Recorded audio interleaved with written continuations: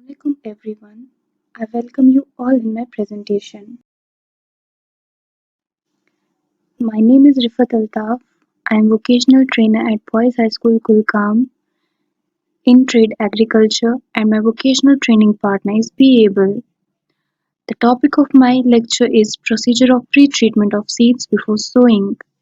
यानी कि जिस टॉपिक पे हम आज यहाँ डिस्कस करने वाले हैं वो ये है कि एक बीज को जमीन में बोने से पहले हमें उसके साथ कौन कौन से ट्रीटमेंट्स करने चाहिए, वो ट्रीटमेंट्स क्यों करने चाहिए और उनमें से कौन-कौन से मेथड्स आते हैं जिनके थ्रू हम ये ट्रीटमेंट्स करते हैं, वो सब आज हम यहाँ इस टॉपिक में डिस्कस करने वाले हैं। Before starting my lecture, I would like to thank Sri Arun Manhas, SPD Samagra, Be Able team, Mr. Muzaffar Ahmed Sheikh, our cluster head, Mr. Sameer Ahmed Waqi, State Coordinator, and Mr. Ghulam Muhyiddin Loon, Headmaster, Boys High School, Gulgam. Now coming back to our topic. जैसे कि हमारा topic है procedure of pre treatment of seeds before sowing, तो सबसे पहले हम ये जानने की कोशिश करेंगे कि सीड ट्रीटमेंट का मतलब क्या होता है। Anything that you do to the seed before you plant them. This includes soaking, changing temperature, or even keeping them in the dark. Each type of seed has a specific pre-treatment processes that will overcome dormancy and allow germination to take place. यानी कि pre treatment वो चीज होती है जो हम एक seed के साथ करते हैं, बट कब? सोइंग से पहले जो कोई भी मेथड या ट्रीटमेंट हम एक सीड पे अप्लाई करेंगे उस चीज का नाम दिया गया है प्री ट्रीटमेंट। अब कोई भी ट्रीटमेंट, कोई भी मेथड में क्या क्या आता है, इसमें लाइक सोकिंग आती है, चेंजिंग टेम्परेचर और even keeping them in the dark, यानी कि एक बीज को बहुत देर तक पानी में भिगो के रखना, या कभी दूसरे मेथड्स में आता है टेम्परेचर चेंज करना, या कहीं पे हमें शेडो में सीड्स को रखना, सनलाइट से दूर रखना सीड्स को। तो ये प्री ट्रीटमेंट्स के कुछ मेथड्स है।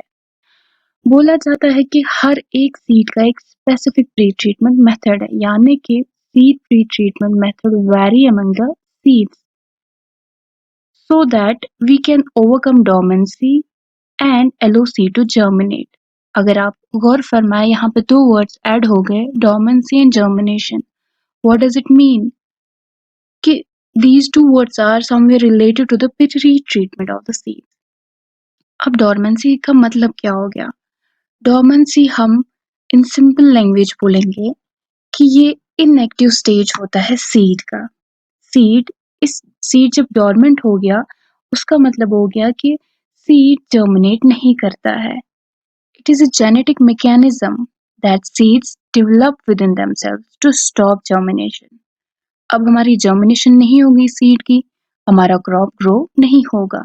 तो इस चीज को ओवरकम करने के लिए हम प्री ट्रीटमेंट्स देते हैं सीड को, ताकि डोरमेंसी ब्रेक हो जाए और हमारा सीड इजीली जर्मिनेट करे। तो ये मेन रीजन है कि हम प्री ट्रीटमेंट्स क्यों देते हैं सीड को। Now moving to our next slide.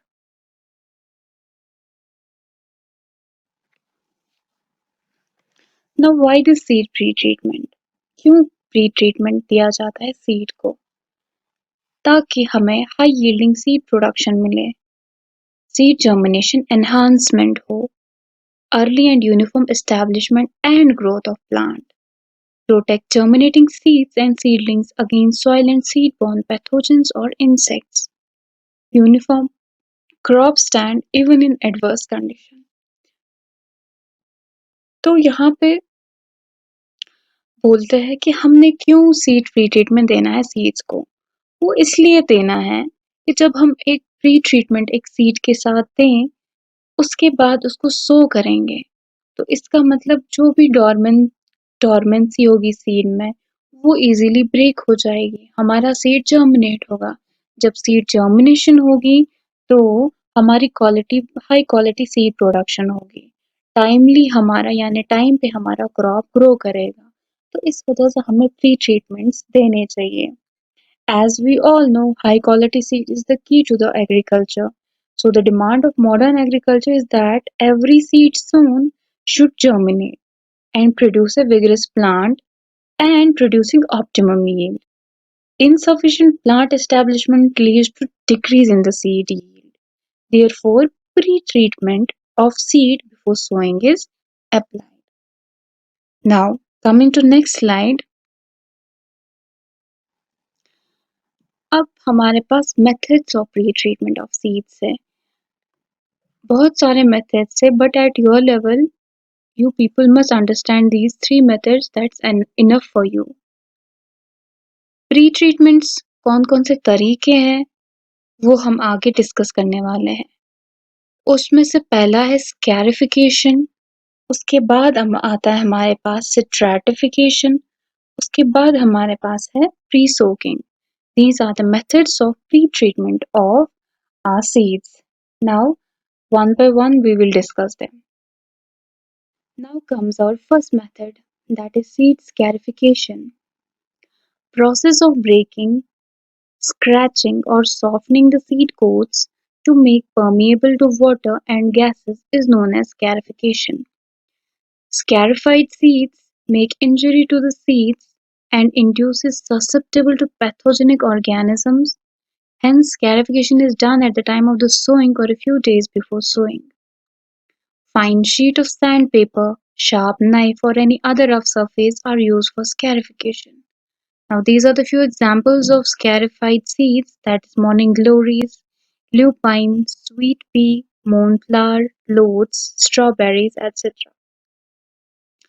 अब जो ये स्कैरिफिकेशन मेथड हमारे पास है, यानी ये एक प्री ट्रीटमेंट मेथड है जो हम एक सीड के साथ करते हैं. स्कैरिफिकेशन हम क्यों करते हैं? क्या होता है कि कुछ सीड्स की जो आउटर मोस्ट लेयर यानी सीड कोट बहुत हार्ड होती है. रॉक हार्ड आउटर शेल होता है सीड का. जब इसका आउटर मोस्ट लेयर हार्ड होगा, हम इस सीड को डायरेक्ट सो करेंगे जमीन में, फिर हम इस पे मॉइस्चर अप्लाई करेंगे, तो इस हार्ड सीड कोट की वजह से क्या होता है, मॉइस्चर सीड के अंदर नहीं जा पाता है, मॉइस्चर एम्ब्रियो तक नहीं पहुंचता है. जब मॉइस्चर ही नहीं पहुंचेगा तो हमारा सीड कैसे ग्रो होगा, हमारी जर्मिनेशन इम्पॉसिबल है. तो इस चीज को ओवरकम करने के लिए हम स्कैरिफिकेशन वाला मेथड अप्लाई करते हैं. इसमें हम क्या करते हैं, इसका प्रोसीजर सिंपली ऐसा है, पिक्चर से आप लोग को समझ आ गया होगा कि कोई रफ सरफेस लाए, लाइक मैंने एग्जांपल लिखी है सैंड पेपर, नाइफ और एनी अदर रफ सरफेस, उससे हमें इस सीड को रब करना है. रब इस तरीके से करना है कि इसका जो आउटर मोस्ट लेयर है उस चीज को हमें हटाने की कोशिश करनी है. But we had to keep one thing in our mind, that is कि हमें इंटरनल चीजों को डैमेज नहीं करना है. लाइक टिश्यूज है, अंदर वाले पार्ट को हमें डैमेज नहीं करना है, तो बाहर वाली कवर को हमें रब करके हटाना है. तो उसके बाद क्या, उसके बाद फिर हमें ये सो करना है जमीन में, तो फिर ये इजीली जर्मिनेट होगा. जब आउटर मोस्ट लेयर ही नहीं रहेगी तो मॉइस्चर इजीली एम्ब्रियो तक पहुंचेगा और हमारा सीड जर्मिनेट करेगा. अब इसमें दूसरी चीज कि जब हमें scarification method few days before sowing करना है, यानी कि जिस दिन हमें सो करना है एक सीड, उससे कुछ टाइम पहले हमें ये मेथड करना है. क्यों? क्योंकि जब हमने सीड को हटाया, we have to keep one thing in our mind, we have to protect our seed from the pathogenic attack. कोई डिजीज पे ना हो, कोई इंसेक्ट अटैक ना करे, इस वजह से हमें सोइंग से कुछ टाइम पहले ये मेथड करना है. मेथड अप्लाई करने के बाद इसको डायरेक्ट सो करना है. तो ये हमारा आ गया सीड स्कैरिफिकेशन मेथड. तो इससे हमने क्या किया, हमारी डोमेंसी ब्रेक हो गई जो बाहर वाले हार्ड सीड कोट की वजह से आ रही थी, और हमारा इजीली सीड जर्मिनेट हो गया. Now moving to our second method of, that is seed stratification. Now, it is the act of creating, it is the act of creating winter condition, cold and moist, so as to break seed dormancy in order to promote germination. Stratification exposes the seed to cold temperature in the refrigerator, stimulating a short winter. It takes about 2 to 6 weeks of cold temperature to break down the germinating inhibitors. depending on the type of the seed, walnut, lavender, etc. अब इस stratification method क्या है? ये वो method है इसमें what we do we try to mimic the nature by creating the winter condition. यानी कि जो नेचर में विंटर आता है, समर आता है, हम क्या करते हैं, हम आर्टिफिशियल विंटर वाली सिचुएशन रखते हैं सीड के साथ। बट हमें ऐसा क्यों करना पड़ता है? Because some seeds contain germinating inhibitors that break down when exposed to the cold temperature। यानी कुछ इनहिबिटर्स जो हमारे सीड के अंदर प्रेजेंट होते हैं, बट जर्मिनेटिंग इनहिबिटर्स वो तभी एक्टिवेट हो जाते हैं जब उन्हें विंटर वाला सीजन मिलता है, और फिर समर में फिर वो ग्रो करता है, जर्मिनेट करता है। तो इसका मतलब कुछ सीड्स ऐसे हैं they need both the season, that is winter and summer. अब क्या करते हैं, हम एक शॉर्ट विंटर पीरियड देते हैं सीड को। तो उसके लिए हमें क्या करना पड़ता है, हम सीड्स को रेफ्रिजरेटर में डालते हैं ताकि इन्हें एक शॉर्ट विंटर टाइम मिले। जब विंटर टाइम मिला, उसमें ये क्या करते हैं, अपने जो जर्मिनेटिंग इनहिबिटर्स होते हैं इनके, वो ब्रेक डाउन हो जाते हैं। उसके बाद वापस back to the room temperature in seeds को लाया और ये जल्दी जर्मिनेट करेंगे। तो इस मेथड से हमने क्या किया, हमने एक तो हमारा टाइम इसमें बच गया, विंटर वाली कंडीशन हमने मिमिक करके लाई और हमारा सीड इजीली जर्मिनेट हो गया। इसमें क्या होता है कि इसमें टाइम लगभग takes 2 to 6 week of cold temperature, ताकि जर्मिनेटिंग इनहिबिटर्स ब्रेक डाउन हो जाए और हमारा क्रॉप इजीली जर्मिनेट हो। ये हमारा सेकंड मेथड आ गया, सीड स्ट्रैटिफिकेशन वाला method. Last but not last but not the least comes pre-soaking of seeds. Actually, there are many methods, few other methods of pre-treatment, but at your level of ninth class students, these three methods are enough. Soaking is an effective way of waking up the sleeping embryo inside a large hard seed. Soaked seeds take only Soaked seeds take only 3 to 4 days to germinate, whereas seeds that didn't soak in water before planting may take as long as 2 weeks to sprout. Soaking time for seed is 12 to 24 hours. Few examples of pre-soaking seeds: wheat, maize, chickpea, mung bean, etc.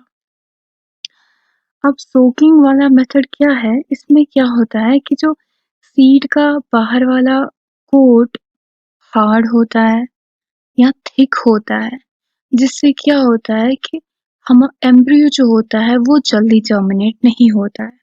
तो इसलिए हम pre treatment method use करते हैं। जितनी देर हम seed को पानी में रखते हैं भिगो के, उतनी देर इसका जो ये प्रोटेक्टिव स्किन होता है, इसका जो ये बाहर ये कोट होता है, ये सॉफ्ट हो जाता है। तो जब ये सॉफ्ट हो गया, तो पानी इजीली एम्ब्रियो तक पहुंचेगा। तो उससे क्या होता है, उस वजह से सीड जो है ये स्वेल हो जाता है, ये फूल जाता है। स्वेल होने का मतलब है now it is ready to germinate. Ground level पे क्या होता है, जब सॉइल में बीज को डालते हैं, तो ग्राउंड एब्सॉर्ब्स द वाटर। ग्राउंड जमीन जो है, सॉइल जो है, ये पानी को एब्सॉर्ब करेगी। ठीक, इससे पहले ये जितनी देर पानी एक बीज तक जाएगा, ठीक, उससे ज़्यादा सॉइल इसको एब्ज़ॉर्ब करता है, and that's why it would take so much longer for direct so seeds to sprout, ठीक है ना? तो ज़्यादा टाइम लगता है बिना सोकिंग के बगैर अगर हम डायरेक्टली सो करें सीड को ज़मीन में, तो उसको स्प्राउट होने में टाइम लगता है। तो हमारे पास ये सोकिंग मेथड बेस्ट मेथड है, ताकि हमारा जो स्लीपिंग एम्ब्रियो होता है सीड के अंदर, इसको जल्दी जल्दी हम वेकअप करें और ये जल्दी जर्मिनेट हो। इसमें क्या होता है कि जो हमारे सीड जिनको हम सोकिंग मेथड जिन पे हम अप्लाई करते हैं, उनमें सिर्फ 3 से 4 दिन तक लगते हैं जर्मिनेट होने में, यानी ग्रो होने में। तो वाइलेज जिन सीड्स को हम डायरेक्टली सो करेंगे ज़मीन में, उनको 2 वीक्स तक लगते हैं स्प्राउट होने में। स्प्राउट मतलब कि इनके अंदर से दिस पॉड निकल आता है, दे स्टार्ट टू डेवलप। तो स्प्राउट होने में 2 वीक लगते हैं। Soaking time it varies among the seeds, like 12 to 24 होता है सोकिंग आवर्स। तो इसके एग्जांपल्स मैंने आपको बोल दिए। तो ये हमारे पास 3 प्री ट्रीटमेंट मेथड्स थे सीड्स के। होपफुली आप लोगों को ये समझ आया। Hope you were able to understand the according topic properly. Thanks for your sincere time and attention. Have a great day.